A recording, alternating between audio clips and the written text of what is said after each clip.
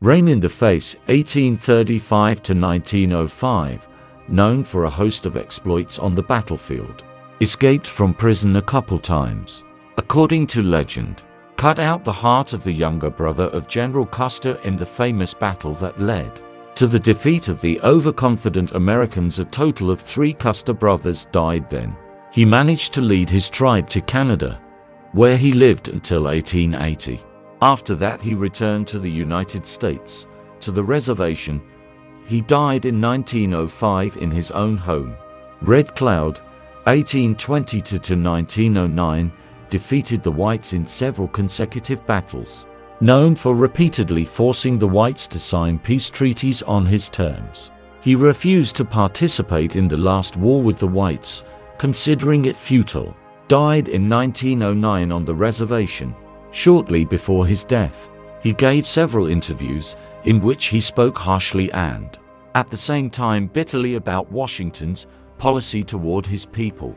Spotted Elk, 1826 to 1890, successful in war, though he was more famous as a skillful diplomat. He was killed in 1890 during the Wounded Knee Massacre. Shortly before, unable to continue the war, he surrendered to the whites and declared an end to resistance from his tribe. Touching Clouds, 1838 to 1905, characterized by his enormous stature and corresponding strength.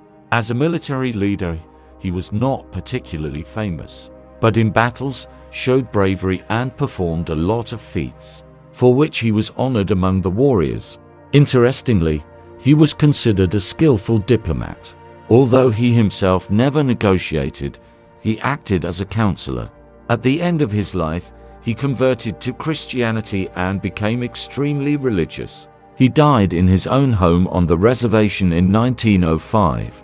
Joseph, 1840 to 1904, fought many successful wars, but he was most famous for his raid on enemy-occupied lands, the purpose of which was to break through to Canada.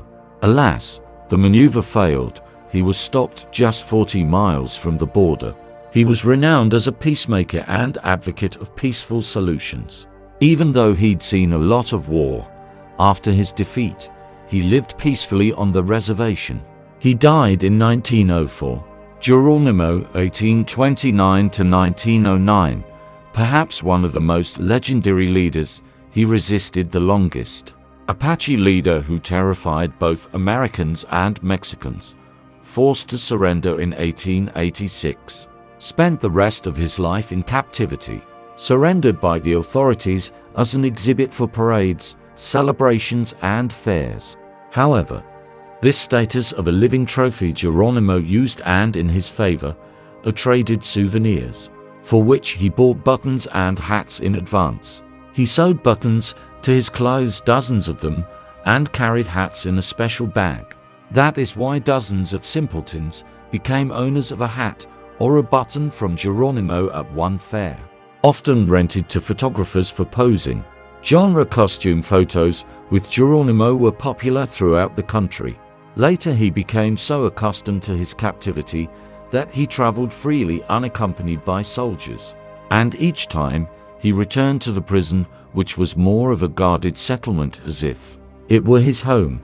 On one such return he was thrown off by a horse and lay on the cold ground all night, which ended in pneumonia, of which he soon died. A couple hours before his death, he confessed that he regretted most of all in his life that he had surrendered in 1886 rather than continue to fight. Crazy Horse, 1840 to 1877, fought many wars, but rarely successfully, more often defeated, mostly due to his recklessness, but highly regarded for his outstanding courage. Appreciated also as a spiritual leader, and in this hypostasis posed a serious threat to the whites. In 1877, seeing the futility of war, decided to surrender to the whites to preserve the remnants of his tribe.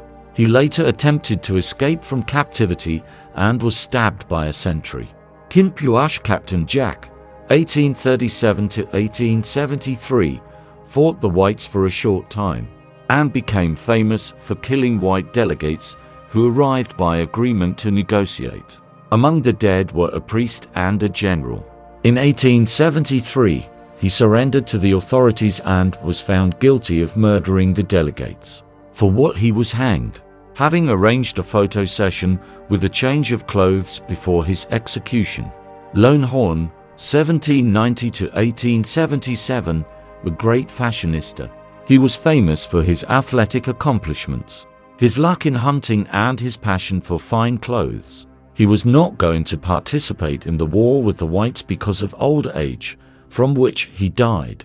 His son was also a supporter of peace negotiations and was killed during the massacre at Wounded Knee. His name was Spotted Moose.